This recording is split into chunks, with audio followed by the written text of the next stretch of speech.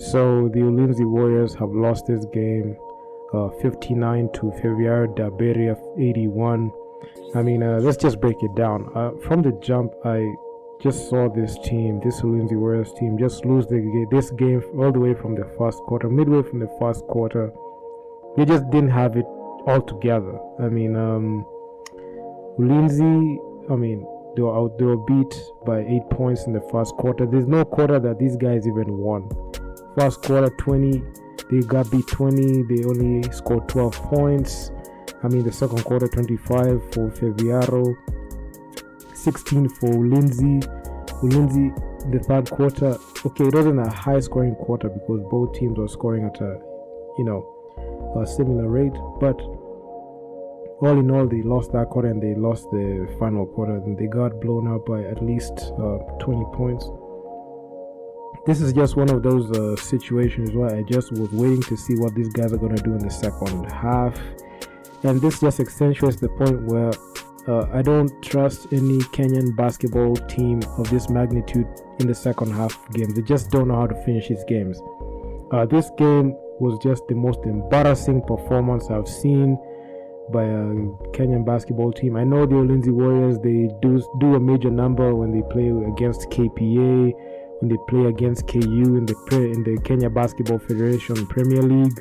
But when they go and step up in class, these guys just blow it. They just can't do it. Some players have been playing for the Kenya Morans. They brought their chokingness here in the Ulinzi Warriors game. They blew their chances to participate in the B.A.L. Their first ever appearance in the B.A.L. They blew it. This is a winnable game for them, but they just decided to choke it, and it's just sad to see the state of Kenyan basketball.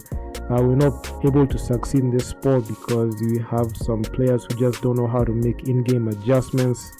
A coach that doesn't know what they're doing inside the court. They're just blowing games all the way from the second quarter, third quarter, fourth quarter. They don't know even how to, make a run to eliminate a 15 or 10 point lead. Mind you, watching this game live, I was like, what are these guys doing? They just played in a very trash way, and it was just sad. It's upsetting. It's upsetting as a Kenyan player who, a Kenyan, basketball analyst, just looking at how the Ulinzi Warriors imploded, considering the fact that these guys had, they had the talent to pull it off. They had the grit. They had all the tools they needed, but they just had poor execution. They turned over the ball multiple times. We'll just get to that. We will get to that because what the Ulinzi Warriors did was beyond despicable. Poor shot selection, poor field goal shooting. These people, the Ulinzi Warriors team shot 32% from 2-point field goals. The Ferroviario team shot 50% from 2-point range. From the three, you can see Ferroviario shot 33% from the three. Ulinzi 28%. Okay, they're almost trying to get it, but from the free throw line, you can see Ulinzi, they're converting more in the line as opposed to Ferroviario. But when you look at other stats, you can see Ferroviario were very good at picking their shots. They knew how to orchestrate the offense. They racked up 24 assists. They out rebounded Ulinzi 48 rebounds, and Ulinzi just lagged with 21 turnovers. These guys didn't even know how to take care of the basketball. They just blundered at every point. At some point I was like, some guys are just unplayable in there. They've lost to Cobra Sport yesterday. Today they have been eliminated, and it's just sad to see how Kenyan basketball has turned to. We're just a laughing stock. Kenya, all the way from the Kenya Morans team, a laughing stock. We're not getting any respect from these African teams because they don't even show the pedigree to win games. The only stat that the Ulinzi Warriors won in was blocks, which was 3 blocks, and that's it. That's it. The Ulinzi Warriors got picked their pockets by the Ferroviario team 13 times. 21 turnovers didn't help in anything. They didn't know how to take care of the basketball. They were fouling too much, and this what eventually just led to this. So we've got top performers. We've got Samuel Zandamela from Ferroviario. You know, he racked up 17 points. David Esega Uma 16 points. In the rebounds, you have William Ocheng Otieno leading with 8 rebounds.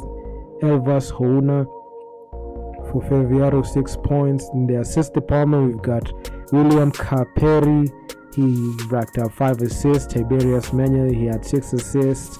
In the steals department, you can see Ayad from Ferroviario. He had 4 steals as opposed to, you know, Tiberius Menya 2 steals. And in blocks, we only have Steven Simiu having 2 blocks. So you can see the Kenya Morans team, some of the players that play for Ulinzi play for also the Kenya Morans. So I mean, this is just upsetting. You can see even looking at the box score, you can see Ismail Nomamade 28 minutes played from Ferroviario da Beira. He played 28 minutes, 14 points, 45% shooting from the field, 28% from 3. He racked up 4 points. He racked up 4 rebounds, 3 assists, 2 steals. He had a plus minus of plus 12. We had like 3 players scoring 10 points or more. We've got Samuel Zamalidi 17 points. We had Helton Ubise 11 points. Ubise also plays for the Mozambique national team. So yeah, I mean, it was Kenya versus Mozambique all over again. But we had several players in the Ulinzi Warriors team who, didn't do anything much, especially in the scores. We had couple of 4 players. Stephen Simiu 0 points. He played only 4 minutes. I mean, he only recorded 2 blocks.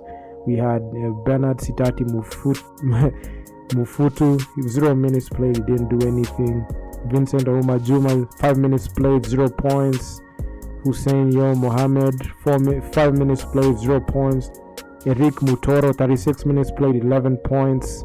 Shot 20% from the field. This just screams efficiency. He's actually the most inefficient player that the Ulinzi Warriors had. This guy had a plus minus of minus 24. This guy did virtually nothing in this game. I mean, this guy was costing the team. With David Agesta Aoma, 32 minutes played, 16 points, shot 66% from the field, 2% on 2-point field goals, 50%, 75% from the 3. You can see this guy, just playing 32 minutes. He was pretty efficient. David Agesta was very efficient, but in shooting, but he had a plus minus of a minus 20. He had 2 turnovers, 1 foul. He racked up 6 rebounds and 3 assists. So I mean, that's that. Then we got Tiberius Manya, 36 minutes played, 15 points. I mean, he shot 75% from the field, 66% from 3. He racked up 6 assists, 1 rebound. He had 3 fouls, 3 personal fouls, 4 turnovers. He had 2 steals, plus minus 11. So you can see, I mean, this team all in all just didn't have any chemistry. I know they look good when they face against, the Kenya Basketball Federation's teams like KU, UON, KPA. They look good, they look flashy, but when they step up in class, these guys choke. So this game, they just literally choked, and there's just nothing you can do about it. I mean, these guys are just straight up pathetic. They ruined history. They have embarrassed our country for another time.